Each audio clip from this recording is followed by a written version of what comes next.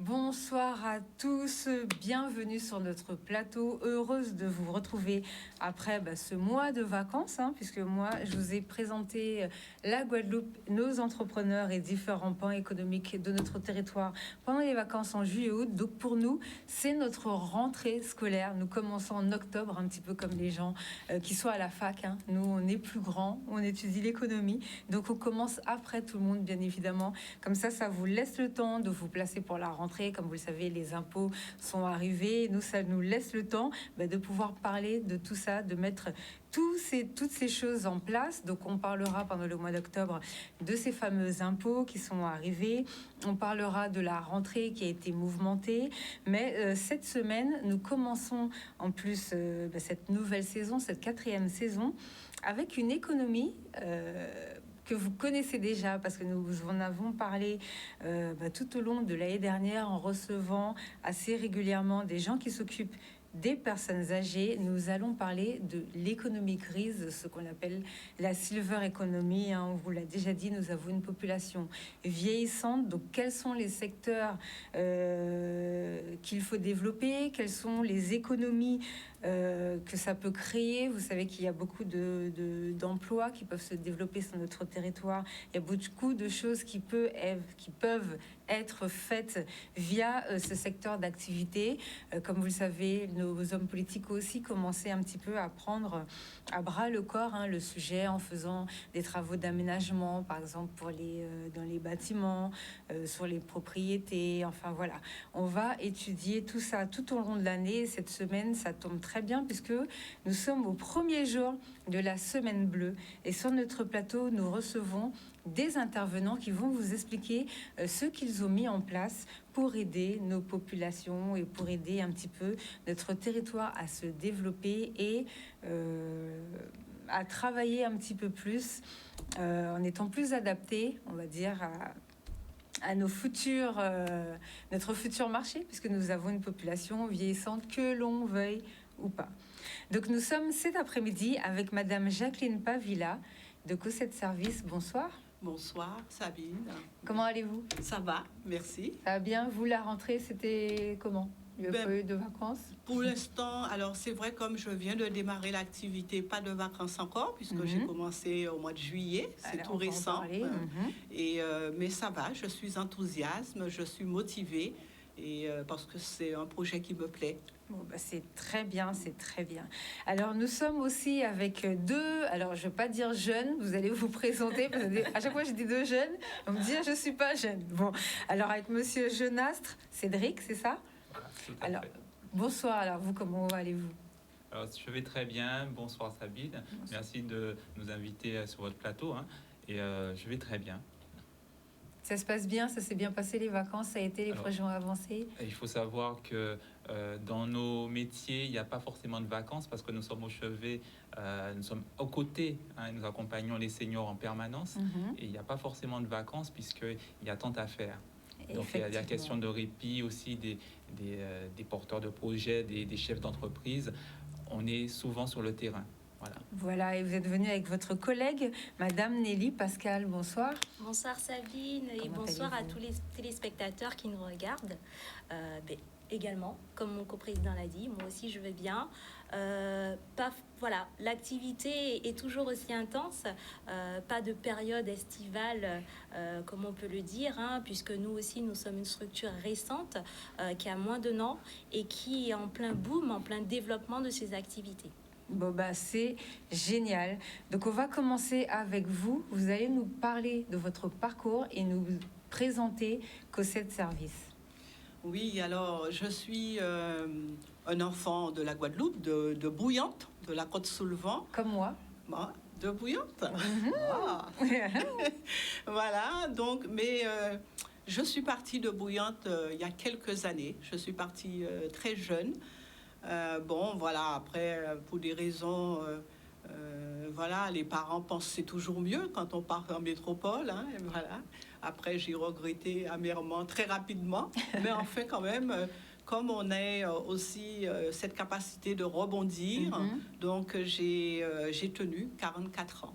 C'est Voilà, énorme, surtout énorme. quand on regrette rapidement. Hein. Oui, voilà, 44 ans. Donc, j'ai fait une partie de ma scolarité et puis j'ai commencé à travailler très rapidement parce que on a aussi dans la tête, on est chez les frères et sœurs, et ben, il faut travailler, il faut être indépendant assez rapidement. Et puis, j'ai commencé à travailler. Moi, j'étais vendeuse dans une grande surface et puis rapidement, j'ai été appelée comme animatrice. J'ai été animatrice en pastorale pendant plusieurs années. Donc, je travaillais pour un service d'église, qui est la pastorale des migrants, pendant plusieurs années. Et puis, comme j'ai toujours aimé la vie associative, on a créé avec des compatriotes une association Bail en main sur Saint-Denis. Et je suis heureuse, même si je suis rentrée, que l'association continue à vivre. Et on a fait pas mal de choses en termes de solidarité. Alors, c'est lorsqu'on est active au niveau association, c'est là que les politiques nous remarquent. Mais oui, nous parce que vous avez un bon petit parcours de politicienne quand même. Vous étiez adjointe à la mairie de Saint-Denis, c'est pas rien, surtout à Saint-Denis. Et vous étiez chargée des solidarités et du développement social. Alors, expliquez-nous un petit peu. Mais voilà, j'étais en charge du service social de la ville, une ville de 120 000 habitants. Ouais. Une des villes les plus pauvres de France, c'est ça. Après Aubervilliers et Roubaix. J'ai été en charge des personnes âgées retraitées.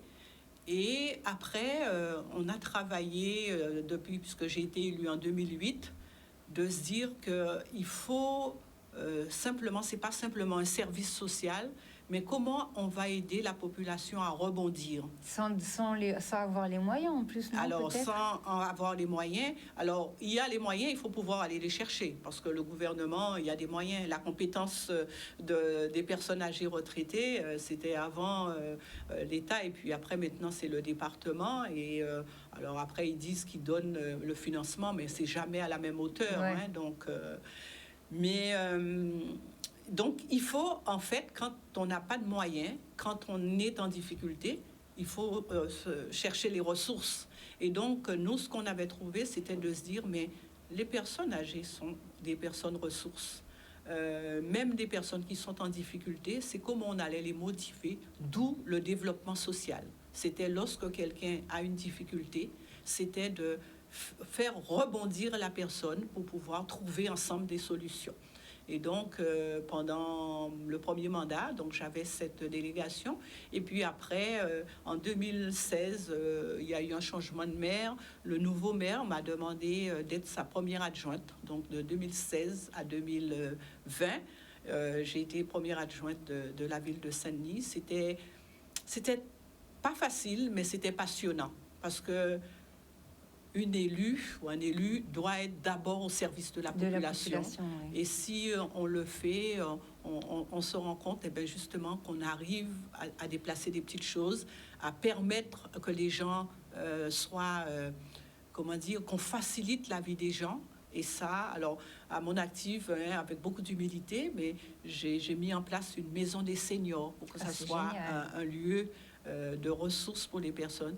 J'ai mis aussi en place la ligne bleue, c'est-à-dire un service, un transport à la demande où les gens peuvent passer un petit coup de fil, c'est sur une plateforme, on va l'emmener chez le médecin, on le ramène à son domicile. C'est génial. Ça, c'est quelque chose qui m'a demandé beaucoup d'énergie, beaucoup de temps, mais qu'on a réussi à le faire. On peut l'appliquer ici? Moi, je pense qu'on peut l'appliquer ici, surtout sur la Côte-sous-le-Vent, quand je vois qu'il n'y a pas beaucoup la question du transport est criant. Oui. Donc, ça doit être travaillé.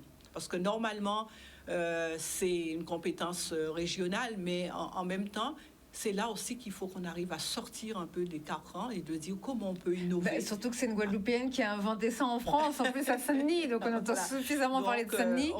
Si l'idée est bonne là-bas, autant la récupérer chez nous, si ça peut fonctionner. Et donc en 2020, malheureusement, on n'a pas été élu. J'étais donc élue de l'opposition. Jusqu'en septembre, là, j'ai donné ma démission puisque je suis rentrée, ça fait 1 an avec mon époux. Et puis, je me suis dit, le mari est à la retraite. Moi, pas encore. Il me reste quelques années à faire. J'avais envie, après toutes ces années de mandature, pas facile, de faire quelque chose qui me plaît. Et donc, beaucoup réfléchi. J'ai été accompagnée d'abord en métropole par un incubateur, la Miel, la maison d'initiative locale, et depuis que je suis arrivée en Guadeloupe, par les Premières, qui est un incubateur qui accompagne spécialement les femmes qui entreprennent. Les Premières de Guadeloupe. Voilà, c'est ça. Et donc, et ça y est. Alors, c'est pas facile, mais avec de la persévérance, en tenant bon, j'ai ouvert un espace, que j'ai envie de dire, qui offre 2 services. Le premier, c'est une cyberbase pour qu'on puisse... alors, au départ, c'était ouvert à tous, mais je constate que le public que j'ai, c'est d'abord les personnes retraitées, les personnes âgées qui ont envie d'envoyer un mail, qui ont besoin de payer leur électricité sans se déplacer. Et les impôts aussi, maintenant, les impôts, tout on les reçoit ici, tout est informatisé. Voilà, tout est informatisé aujourd'hui. Donc là, j'ai mis en place des cours d'informatique, d'initiation d'informatique. Et dans le cadre de la Semaine Bleue, parce que même si c'est une entreprise, mais je veux aussi donner des valeurs fortes à cette entreprise en termes de solidarité, en termes de bienveillance et surtout, alors c'est pas facile parce qu'il faut trouver les fournisseurs, mais de proposer des prix solidaires. Et donc là, jeudi, dans le cadre de la Semaine Bleue, j'ai fait une invitation à nos seniors à proximité d'une heure d'initiative informatique gracieusement. C'est génial. Je les offre ça. Et puis, on va prendre un petit temps pour échanger sur le thème de la Semaine Bleue qui est cette année « Changeons nos regards sur nos aînés, brisons les idées reçues ». Donc, alors ça, je crois que c'est un terme du département, non? Non, c'est national. C'est national. Bon, c'est national. Voilà. Bon, c'est très bien. Voilà. Donc, changeons le regard sur nos aînés. Ouais. Vous avez aussi l'espace mercerie créative. C'est ça. Alors, en fait, quand on fait un business plan, on se rend compte, que la cyberbase, c'est pas ça qui va nous apporter quand même un revenu. Donc, j'ai fait une étude de marché. Et il y a eu plusieurs choses qui sont ressorties. Il n'y a pas de magasin de chaussures à Bouillante. On avait besoin aussi d'un espace de première nécessité. Et il y a eu la mercerie. Donc, moi, j'ai voulu justement créer cette mercerie. Donc, je ne connaissais rien à la couture. Et donc, j'ai fait une formation pour connaître un petit peu les références, les articles. Et j'ai un professionnel avec moi qui va donner des cours de couture. C'est bien ça, prendre des cours de couture. En plus, c'est vrai que la couture, c'est quelque chose qui fonctionnait pas mal chez nous. D'ailleurs, je me suis toujours demandé pourquoi nous n'avons pas notre propre économie de tissu, puisqu'on pourrait faire... Je rappelle que c'est à cause de cette histoire de tissu que tout a dérapé quand même. Donc, on aurait pu au moins garder le tissu. Donc, et puis, on a les matières premières, puisqu'on peut le faire avec la fibre de banane, tant qu'à faire, ou de continuer dans le dérapage. Donc, et retourner ça à notre avantage. Et on peut le colorer après comme on veut. Donc, c'est vrai que la couture, c'est quelque chose de très important chez nous. D'ailleurs, la mode caribéenne est très riche. On voit bien ça. Et on sent que les gens, moi, je découvre aussi... les femmes, surtout, sont très créatrices. Mais ils ont envie de créer, ils ont envie de faire des choses. Et la couture, c'est vrai que c'est intéressant comme secteur d'activité. En plus, avec les personnes âgées, peut-être elles connaissent plus ce domaine que les jeunes qui maintenant consomment différemment. Oui, alors pour l'instant, les personnes que j'ai, c'est surtout, on a toujours fait notre couture nous-mêmes, mais on a envie d'aller un petit peu plus loin, de savoir faire un patron. On a envie d'apprendre telle ou telle chose. Et ce que j'ai envie aussi donner comme esprit, même si c'est une entreprise, c'est aussi l'échange un peu de savoir. C'est-à-dire qu'il y a quelqu'un qui arrive, mais qui a cette compétence-là, comment le partager avec d'autres. Chacun a sa compétence et l'idée, c'est lorsqu'on est ensemble, on est un peu plus fort et on avance. D'accord. Alors, comment vous êtes retrouvés avec les Premières de Guadeloupe? Alors, j'ai été accompagnée justement par Caroline Moïsa, que je connais, qui a un cabinet de conseil. Je la connaissais en métropole. Et c'est vrai, je la remercie beaucoup parce qu'elle m'a aidée justement à préparer mon arrivée en Guadeloupe. Donc, je connaissais déjà les Premières, j'avais déjà quelques contacts à la région, donc quand je suis arrivée, c'était quand même pour moi plus facile. Alors, tous les contacts ne fonctionnent pas. Les premières, ça a fonctionné. La région, pour l'instant, ça répond pas encore bien. Mais l'idée, j'avais quelques contacts. Et puis, c'est vrai que j'ai ma famille, quand je suis arrivée ici, qui me soutient. Et ça, c'est important parce que quand je vois... je suis arrivée en pleine crise sanitaire et après crise sociale, comment on parlait de la question des jeunes qui voulaient créer. Je me disais, c'est moi qui suis peut-être un peu en fin de carrière. C'était un vrai parcours de combattant pour les jeunes. C'est pas évident parce que mine de rien, même s'il y a des dispositifs qui aident les créateurs d'entreprises, si on n'a pas un petit apport, si on n'a pas quand même un petit voilà. Pour démarrer, ça reste difficile pour nos jeunes. Et je pense qu'il y a eu beaucoup de débats pour dire qu'il faut simplifier un peu les demandes, les accompagnements, mais pour l'instant, je trouve que c'est encore difficile. Oui, c'est vrai que les pays anglophones, c'est beaucoup plus facile pour les gens d'ouvrir une entreprise, de créer quelque chose, de fermer. Oui. C'est vrai qu'en France, tout est compliqué au niveau administratif, une espèce de millefeuille qui finit jamais. Alors, vous avez le jeudi 6 octobre, donc un fameux événement pour cette fameuse semaine bleue. Oui. Alors, expliquez-nous ce que vous faites. Voilà, donc... alors, là où je situe à Bouillante, comme c'est pas le centre-ville, il faut se déplacer quand même. Donc, alors, l'adresse, c'est Chemin de Matonne à Bouillante. Donc, c'est à 700 mètres de la route nationale. C'est pas très loin, mais quand les gens n'ont pas de voiture ou bien c'est pas évident, c'est pas le centre-ville. On vient à la poste et puis il y a à cause de service à côté, il faut y aller. Et donc, j'ai repéré que quand il y a un événement, les gens se déplacent. Là, le jour de l'ouverture, il y a eu du monde. Là, on a inauguré au mois de septembre, il y a eu du monde. Et donc, je me suis dit, voilà, ça me donne une idée. Parce qu'en fait, c'est ça aussi l'entreprise. Quand on parle de développement social, c'est de rester connecté à la demande et aux besoins des gens. Et donc, je me suis dit, la Semaine Bleue, comme j'avais beaucoup porté cette initiative en tant qu'élue... je voulais y participer. Voilà, je voulais participer à ma manière aujourd'hui. Et donc, j'offre 1 heure, une heure d'initiative parce que je constate quelques personnes qui prennent déjà les cours d'informatique. Les gens, ils craignent, ils ont peur de l'ordinateur. Donc, il faut les accompagner. Il y a des personnes qui ne savent même pas toucher la souris. C'est vraiment le baba, qui ne savent pas comment la lettre, comment on fait en majuscule ou pas en majuscule. C'est vraiment de l'initiation. Pour tout ce qui est un peu plus compliqué, il y a un professionnel qui vient pour découvrir des logiciels, pour connaître les tableurs et tout. Mais pour nos aînés, l'idée, c'est de pouvoir écrire leur courrier eux-mêmes, parce qu'ils me disent, on a des enfants, mais les enfants ne sont pas patients avec nous. Bah oui, c'est vrai.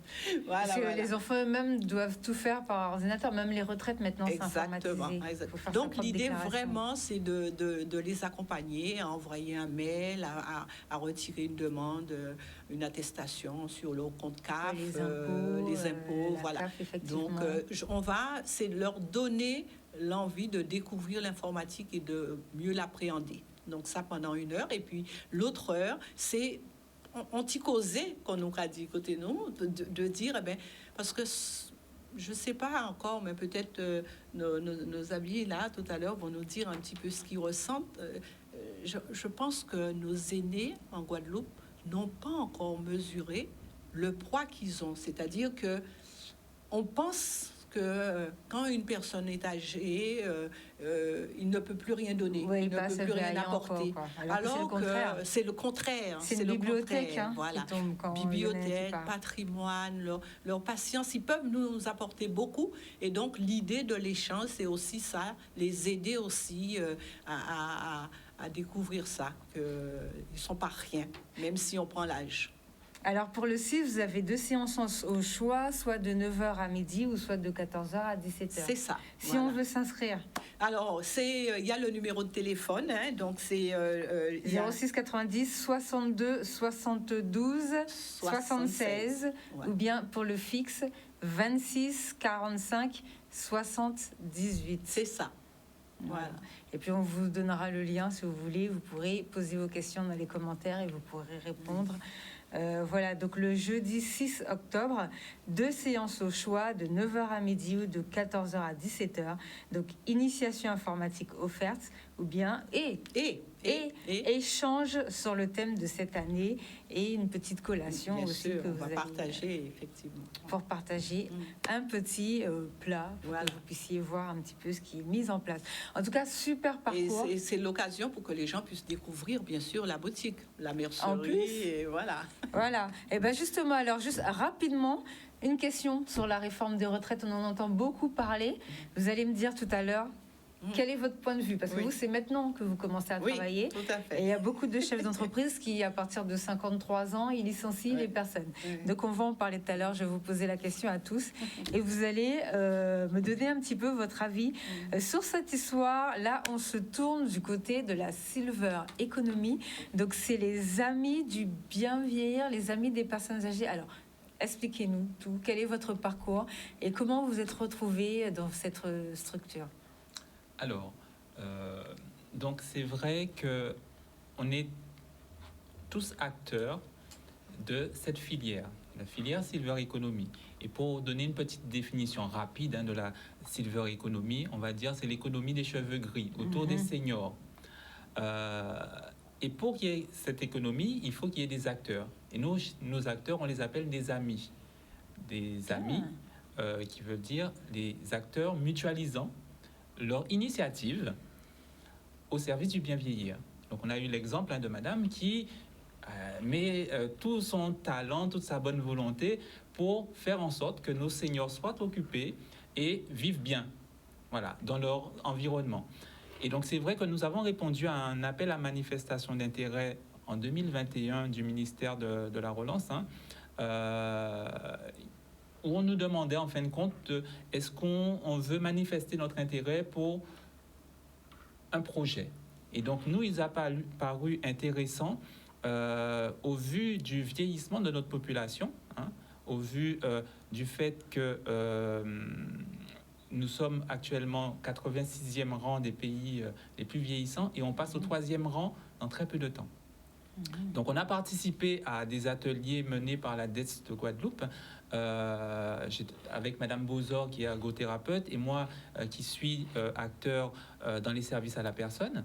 On a réfléchi et on s'est dit il faut qu'on se mette ensemble pour proposer un projet commun, pas pour nous personnellement en tant qu'individus, mais vraiment faire en sorte que ces acteurs amis se mettent ensemble pour pouvoir porter un projet commun afin de porter une réponse adaptée à nos seniors, mais pas en les mettant de côté, en faisant qu'ils soient partie prenante justement de cette dynamique. Et donc, dans nos acteurs amis, les seniors aussi sont représentés. Donc, l'idée est venue justement puisqu'on a répondu à cet appel à manifestation d'intérêt, et on est lauréat parmi 166 dossiers qui ont été présentés au niveau national. Très bien. Ils en ont retenu 15. C'est bien. Et donc sur la Guadeloupe, on a monté donc le pôle territorial de coopération économique, qui est, on va dire, un catalyseur de compétences. On a des personnes qui sont là pour accompagner ces amis, ces acteurs, à faire en sorte que le service qu'ils proposent au niveau des seniors soit vraiment, on va pousser au maximum pour que ça puisse se développer.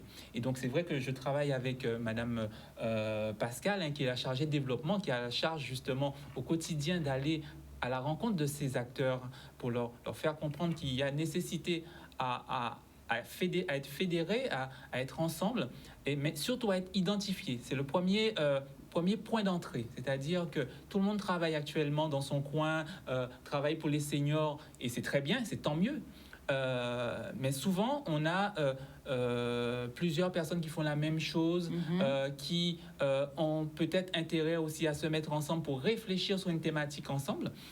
Et donc, c'est ça l'intérêt de se dire que on se met ensemble, on travaille ensemble, on monte des ateliers ensemble, de façon à ce qu'on puisse apporter la vraie réponse. Et là, c'est vrai qu'on tombe dans la semaine bleue. Moi, j'aime bien garder pour cette semaine bleue comme slogan, dire que c'est 365 jours pour agir. Après, on dit c'est 7 jours pour le montrer. Mais moi, je préfère la première partie. 365 jours pour agir. Et nous, au niveau du pôle, on est dans cette dynamique de dire que tous les jours, nous sommes sur le terrain. Ce n'est pas simple, puisque de convaincre au fur et à mesure les personnes de dire que ben voilà, il faut qu'on y aille, il faut oser.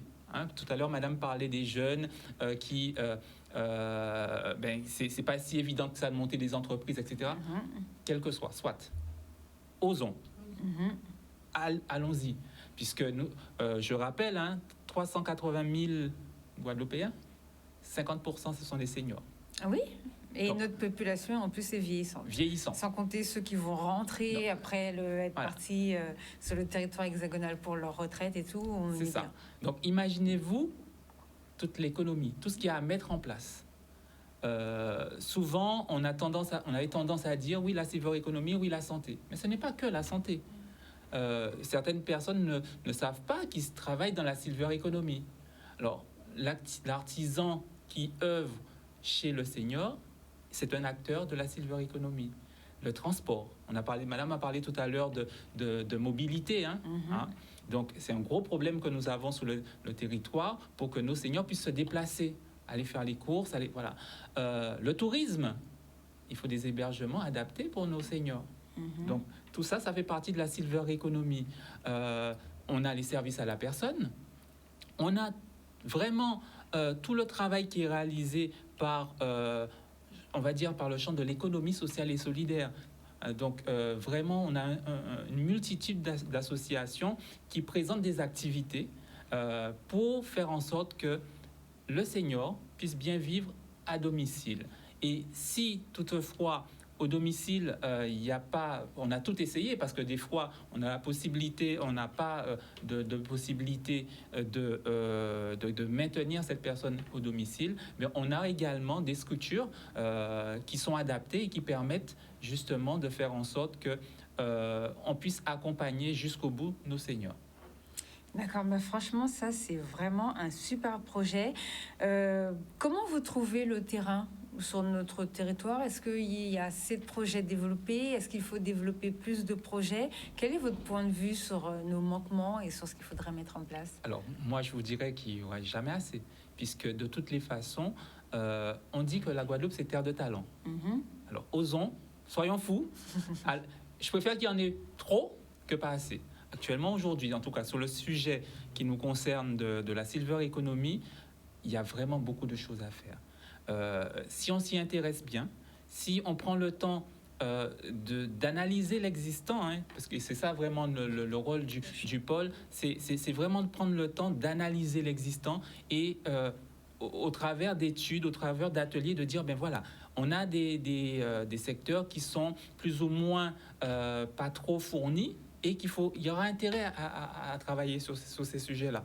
Donc, moi, je pense vraiment qu'on doit vraiment oser se lancer. Et même si, moi je dis toujours, il n'y a pas de petites idées.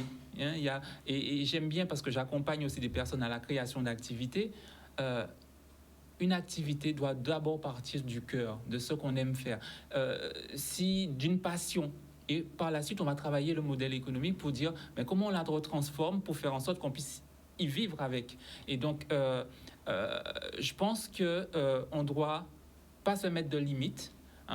Et si on est tous concernés par nos seniors, puisqu'on a tous eu un grand-parent, on a tous eu un grand-parent, et je ne pense pas qu'on puisse rester insensible à demain. Et donc, on doit tous y contribuer. Et il y a beaucoup à faire, ne serait-ce que dans la culture, dans la musique. Nos seniors, Madame parlait de l'informatique, la fracture numérique. Alors, on doit en permanence accompagner nos seniors parce que, et elle a dit quelque chose qui était très important, aujourd'hui, la problématique, c'est l'utilisation même de l'outil. On doit pouvoir commencer au début. Et moi, j'aime bien cette petite image. Vous êtes un média en plus. Au tout début, lorsque la première télévision est arrivée, nos seniors, oh là là, comment faire pour regarder la série? C'est problématique. Mais aujourd'hui, les premiers à trouver la touche AV, le volume, ce sont nos seniors. Oui. Ils ont trouvé la dynamique, ils ont trouvé comment faire pour dompter cet objet-là. Donc moi, je dis toujours, souvent, si vous payez des paix, il ne faut pas vous payer l'outil informatique. Surtout qu'ils n'ont vraiment plus le choix. Hein. Je veux dire, il n'y a pas très longtemps, avant les vacances, on a reçu le service des impôts et leur message prioritaire, c'était l'informatisation pour tout le monde, surtout pour les personnes âgées. Puisqu'après, ça permet qu'il y ait moins d'erreurs, puisque c'est automatisé. Donc, ils ont vraiment essayé de mettre quelque chose vraiment orienté pour les personnes âgées. Donc là, il faut vraiment qu'ils se mettent... Les papiers, c'est fini. Il faut qu'on se dise que tout est dématérialisé. Tout est dématérialisé, et d'où l'importance d'un bon accompagnement. L'accompagnement est nécessaire et on a notre rôle à jouer. Les plus jeunes, on a cette facilité, cette faculté à toucher à cet outil numérique. Mais il suffit, moi je ne peux pas entendre que, ah oui, mais ils n'ont pas le temps. Non, c'est bon, on ne peut pas être partout sur tous les sujets, mais en tout cas, les jeunes qui s'intéressent au sujet et qui veulent apporter leur contribution, parce qu'il y a cet aspect aussi de solidarité, de social qui rentre en compte, et de se dire que j'ai compris les enjeux et je veux aider quelqu'un d'autre, être utile, à pouvoir aussi y arriver. Parce que il s'agit de ça, parce que soit on laisse les personnes isolées et qui sont coupées de tout. Et surtout que ça nous cause un problème. Je ne sais pas si vous avez entendu le rapport qui est sorti il y a quelques temps. Bon, nous, on est informés, puisque les gens doivent couvrir les sujets. Et c'est vrai que c'est une économie qu'on a commencé à traiter. Nos personnes âgées, dont les enfants ne sont pas sur le territoire en plus, donc ils sont dans l'Hexagone, meurent plus, malheureusement, puisqu'elles sont beaucoup plus isolées, qu'elles n'ont pas ni leurs enfants ni leurs petits-enfants. Donc, est-ce qu'il y aurait un métier à développer pour éviter de les perdre facilement, peut-être Alors, des métiers, on pourra en inventer tous les jours. Mais c'est vrai, par contre, et nous, au niveau du pôle, je vais laisser la parole à Madame Pascal, où on initie un parcours senior, où on apporte en tout cas des réponses. Et on reçoit des appels d'acteurs, mais aussi de seniors qui ont des problématiques. Parce que vous savez que le plus souvent, même pour vous, lorsque vous avez une démarche à faire, vous vous heurtez à des difficultés. Alors si c'est déjà dur pour nous, imaginez un senior qui arrive, qui doit... On abandonne rapidement. Et donc c'est vrai qu'au niveau du pôle, on s'est donné comme mission d'entendre les problématiques de ces seniors et d'aller nous chercher les réponses pour eux, pour leur apporter. Et c'est vrai que c'est une des missions qu'on travaille depuis quelque temps, et notamment aussi cette possibilité de dire que vous, seniors, vous avez votre rôle à jouer et vous devenez silver tester. Et donc Madame Pascal va vous donner peut-être 2 petits mots sur ces notions-là. D'accord. Alors, en plus, vous êtes chargé de développement territorial et de l'économie. Alors, est-ce que vous pouvez, pareil, nous parler de votre parcours et expliquer votre poste, en quoi ça consiste? Très bien. Je vais commencer par dire que je fais partie de ces jeunes trentenaires qui ont décidé de rentrer. Ça, c'est génial. Voilà, vous pouvez répéter. Exactement. Je fais partie de la team Retour au pays. Je suis rentrée fin 2021, vraiment. Super. Pour Noël. Dans cette optique de quitter là-bas et de redémarrer ici.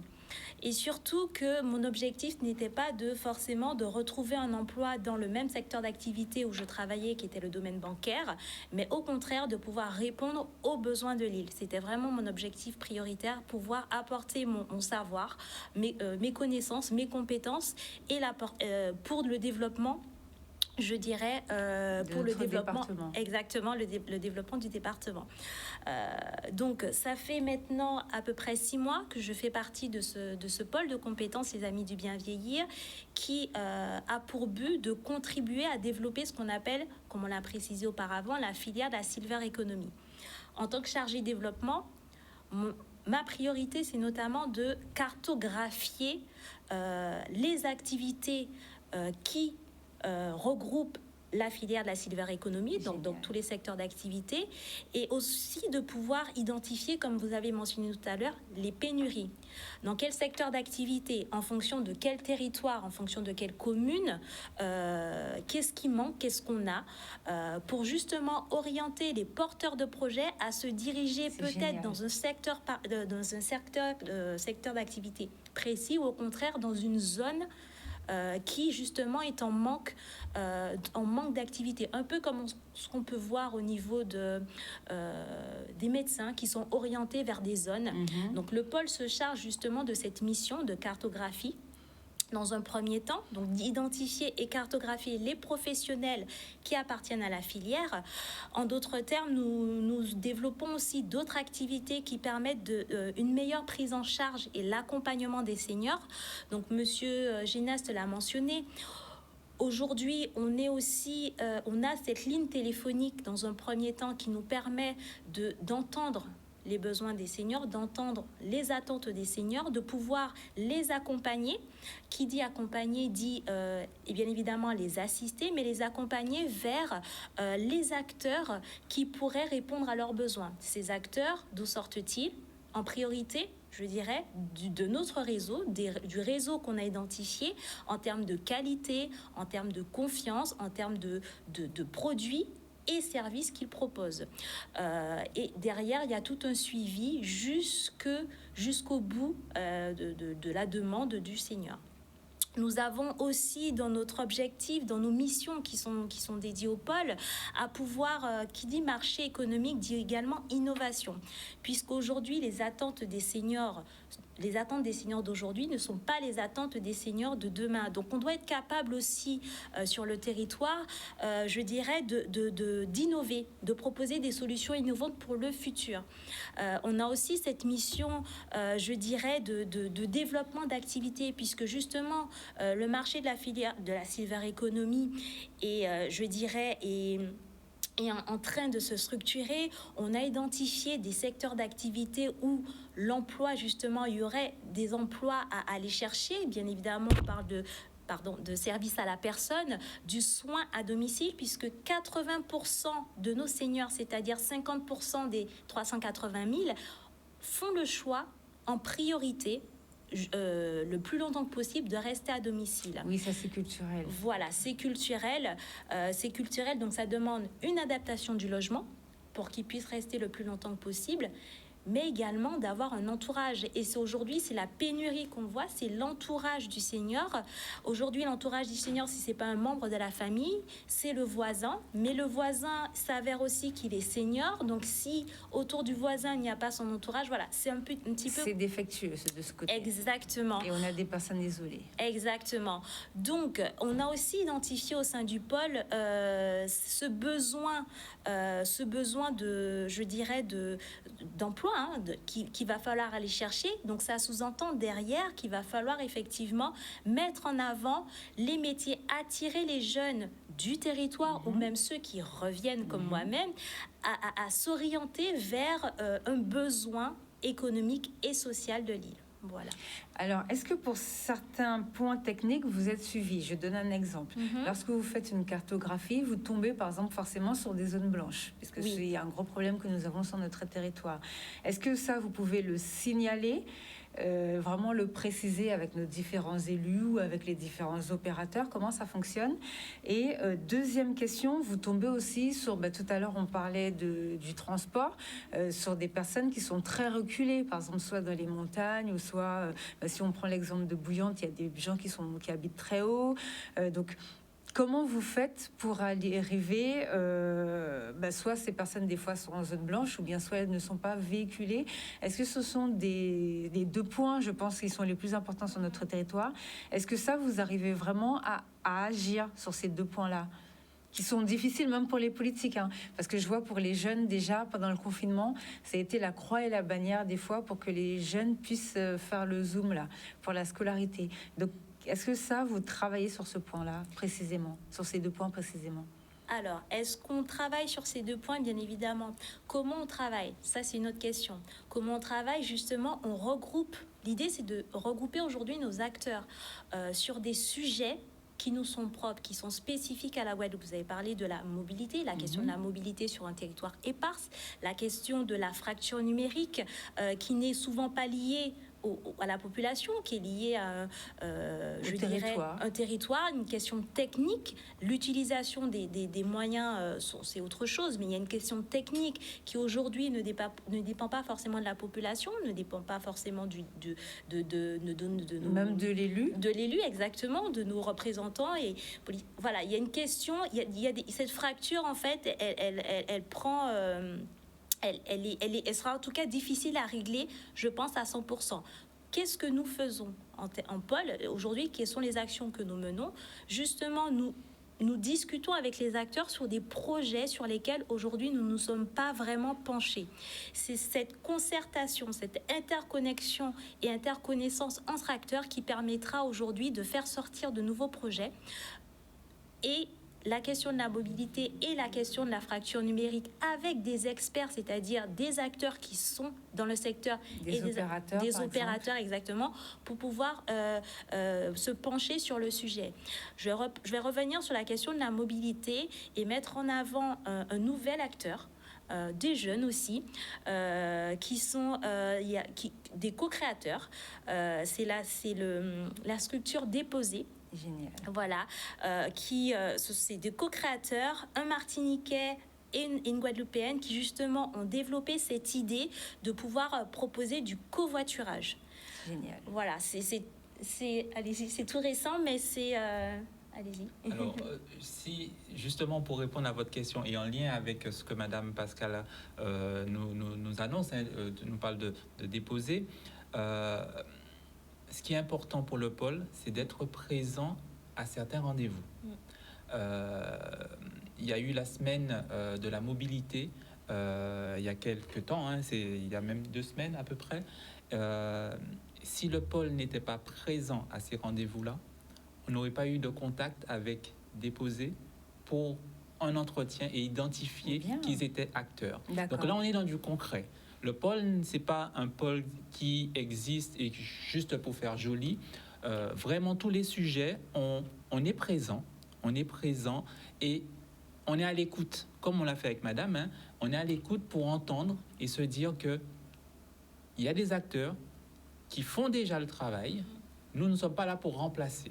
Nous sommes vraiment là pour discuter avec eux, les mettre en lumière et faire en sorte qu'on puisse avoir suffisamment d'informations pour aller justement vers ces politiques et leur dire, ben voilà, sur le sujet de X ou Y, il y a matière à écouter, à entendre et de faire avec, surtout. Et ça, c'est un élément qui est très important pour nous, puisque le pôle seul ne pourra pas régler toutes les problématiques. Mais par contre, le pôle sera fort avec ses acteurs amis.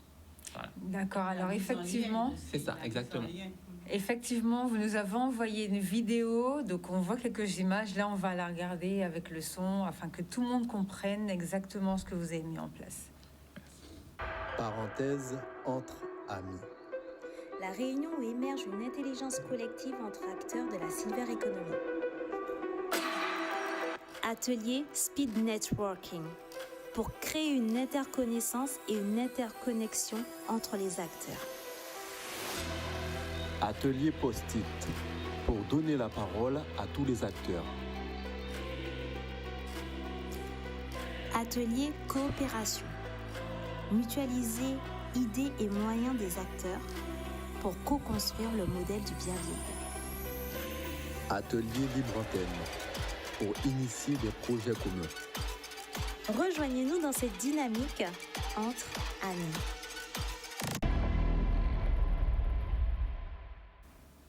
Alors, est-ce que, parce que là, j'ai vu que vous mettez en place des ateliers pour avoir toutes ces connaissances sur les différents sujets et toutes ces idées peut-être aussi qui émergent, est-ce qu'il y a des aides pour les personnes âgées, par exemple, qui voudraient utiliser Déposé ou bien qui voudraient savoir comment faire pour avoir une aide à domicile? Est-ce que vous pouvez répondre aussi à ce genre de choses si quelqu'un veut, Alors, justement, comme je vous l'ai indiqué tout à l'heure, l'idée pour nous, c'est vraiment de porter des réponses. Et même si le pôle n'aurait pas tout de suite une réponse à une sollicitation, notre intérêt, c'est d'aller chercher l'information pour la communiquer au grand ensemble. Et c'est vraiment ce travail qu'on fait, d'aller en permanence au niveau de nos acteurs pour avoir cette manne d'informations, puisque eux, ils ont des savoirs et des données à faire partager, d'aller aussi au niveau des institutions, aller chercher les informations. Et alors, s'il y a une information qui est d'importance, c'est-à-dire que le pôle fait partie de la filière Silver Economy nationale. Et nous incarnons en Guadeloupe le comité régional de la filière Silver Economy. Donc, et même si nous n'aurions pas la réponse au niveau local, nous serons en capacité au niveau du réseau, puisque nous ne sommes pas tout seuls, puisque dans les différents départements, il y a certaines problématiques qui ont peut-être déjà été réglées ou sont en tout cas connues. Nous avons ce réseau qui nous permet aussi d'avoir des réponses. Donc, le fait de ne pas être isolé sur cette question et de se dire que on incarne ce comité régional de la filière économie, Silver Economy, ça nous apporte aussi matière pour accompagner sereinement les différentes personnes. En tout cas, toutes les personnes qui vont nous appeler, elles peuvent être assurées sur le fait qu'on apportera toujours une réponse. Elles vont vous appeler à quel numéro ? Au 05 90 69 68 68, très simple. Donc 69 68 68, et c'est un fixe. Alors rapidement, qu'est-ce que c'est que cette histoire de semaine bleue ? Alors la semaine bleue, comme je vous ai dit tout à l'heure, 365 jours pour agir et 7 jours pour le montrer. Et donc chaque année, il y a une semaine qui est dédiée pour les seniors. Et donc, au niveau national, il y a un organisme qui organise vraiment cette semaine et qui a un thème pour chaque année. Et cette année, c'est « Changeons notre regard sur les seniors, brisons les idées reçues ». Alors, cette semaine bleue, elle se matérialise par plusieurs actions sur le terrain. Vous avez des CCAS, vous avez des acteurs aussi en leur nom propre qui mènent des actions. Et par exemple, ce matin, on était au sein de cette caravane bleue qui s'est déplacée au niveau de l'association La Tyrolienne et on a participé à une soupe à parole qui était fort intéressant. On a également vu des seniors en lien avec des plus jeunes, des lycéens. Donc vraiment, c'est une semaine qui nous permet de voir ce qui se passe sur le terrain. On agit, c'est bien, mais aussi c'est d'aller à la rencontre, de faire ce travail de proximité au niveau des seniors et se dire, on est présent avec vous, on vous voit, on travaille, peut-être que vous ne voyez pas forcément les résultats tout de suite, mais ça prend du temps, mais en tout cas, on vous entend et on apporte les réponses. Voilà, effectivement, donc c'était une rencontre intergénérationnelle. Donc ce matin, nous étions à Pointe-à-Pitre, vous verrez le reportage tout à l'heure à 18h, il me semble que c'est avant le journal, c'est ça, c'est la régie me confirme. Donc à 18h, ça passera, donc tout à l'heure, effectivement. Demain, nous serons du côté de Petit-Bourg et du Lamentin, parce que bien évidemment, nous faisons le tour quand même, nous essayons d'aller sur plusieurs communes. Mercredi, nous serons à Gourbert et à Basse-Terre, donc du côté de derrière la cathédrale. Jeudi, nous serons à Margaillard, au Gosier et au CCAS du Gosier, ainsi qu'à Anse-Tamarin, et nous passerons à Sainte-Anne. Et vendredi, le cortège fera une espèce de tour. Vous verrez, ce sera assez intéressant et vous pourrez suivre ceci tous les soirs à 18h sur Canal 10. Il nous reste à peu près 5 minutes. Avant de rendre l'antenne, je voudrais avoir votre point de vue sur cette fameuse histoire de retraite, puisque nous sommes en plus dans la semaine bleue. Donc, on sait que la population vit de plus en plus, nous vivons de plus en plus vieux.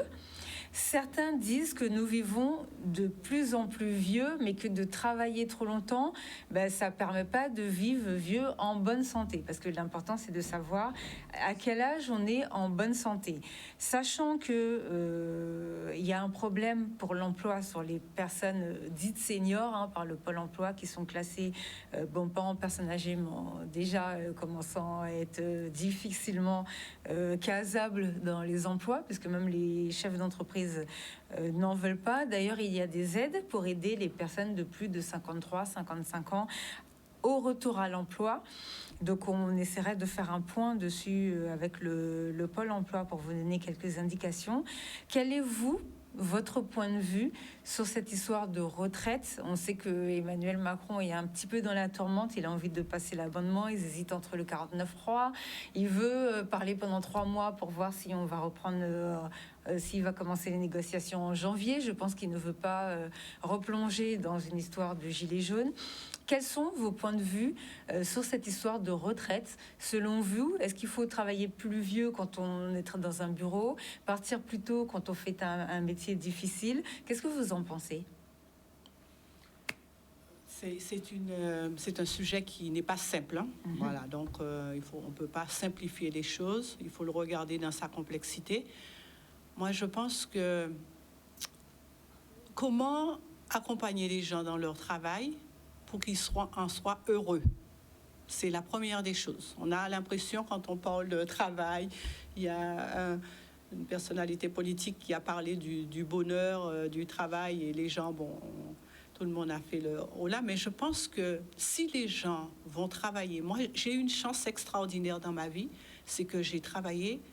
J'étais toujours contente de me lever pour aller travailler. Ça, c'est très important. Et ça, je me dis, à la limite, tant qu'on peut donner à la société quand on est bien dans son travail, oui, pourquoi pas? Sachant que, effectivement, lorsqu'on a une population vieillissante, comment on va permettre aussi de payer la retraite? Donc, c'est complexe. C'est pas pour ça que je suis pour la retraite à 65 ou 67 comme... pense M. Macron. Mais je me dis, voilà, comment déjà accompagner les entreprises à travailler sans moins de stress, sans trop de pression. Ça permettrait déjà aux gens d'être bien dans leur travail. Et puis, la question de la retraite aussi, je me dis, nos seniors, il y a des gens qui sont au boulot jusqu'à 67 ans et qui sont heureux et qui sont bien et qui ont envie de rester. Pourquoi pas? Est-ce qu'il faut imposer quelque chose? Mais comment aller aussi vers un système de retraite où les gens ont envie de partir quand ils ont envie? Et surtout, quelle place qu'on va donner aux seniors, aux personnes un peu, les retraités, pour qu'ils puissent transmettre leur savoir aux jeunes qui arrivent dans l'entreprise. Oui, parce qu'on pourrait les intégrer dans la société. Exactement. Je vois des communes, par exemple, pendant le confinement, elles ont demandé aux personnes âgées de faire traverser les enfants, d'accompagner dans les cantines. Voilà. Parce que je pense qu'il y a des personnes qui sont en bonne santé et qui ont envie encore de transmettre et de donner. Voilà, donc je n'ai pas une réponse tout arrêtée là-dessus. Moi, je me dis effectivement... je viens à 60 ans, je crée mon entreprise. Si je peux aller encore quelques années, mais là, c'est un choix de vie. Et ça, c'est comment, dans cette réforme de retraite, on ne met pas tout le monde dans la même case, mais qu'on essaie d'avoir un panoplie un peu de propositions. Un petit peu plus large. Voilà. Et vous? Alors, moi, comme madame, je n'ai pas d'idée précise, arrêtée. Par contre, ce que je peux vous dire au niveau du pôle, et pour avoir travaillé sur des projets sur le sujet, on a des seniors aujourd'hui qui nous demandent comment être utile. Alors, comment être bénévole, comment donner de son temps parce qu'ils ont encore envie de proposer des choses au-delà du fait que ils sont à la retraite, mais ils pensent maintenant à revenir un petit peu en arrière et se dire que je veux travailler, mais autrement. Donc, peut-être aussi qu'il faudrait un petit peu réfléchir à cette notion de bien-être au niveau du travail. D'accord, eh bien, merci beaucoup. Vous avez peut-être un avis ? Je partage, c'est vrai que la retraite, c'est un sujet épineux. Je partage la question de choix. Permettre de donner le choix à chacun, c'est pas simple à mettre en place, mais je pense que c'est la meilleure solution pour un bien-être des pré-retraités. Ce serait plutôt le système à points, là, peut-être, on ne sait pas trop. Ça pourrait être pas mal, un petit peu comme un système à l'américaine. voilà, ça pourrait être une solution, mais encore, la solution aussi, je pense, qui peut être une solution, c'est justement la retraite, la faire de manière, je dirais, encore plus, comment dire, par étapes. Vraiment faire partir à la retraite vraiment par étapes. Ça peut être également une autre solution. D'accord, eh bien, merci beaucoup pour tous, pour vos avis et pour vos informations. Vous pouvez revoir l'émission en replay ou sur le Facebook. Nous retrouvons la semaine prochaine. On rend l'antenne tout à l'heure. Vous allez être avec Chika. Merci de nous avoir suivis. Au revoir, bonne soirée. Merci beaucoup. Merci. Merci beaucoup. Au revoir. Au revoir.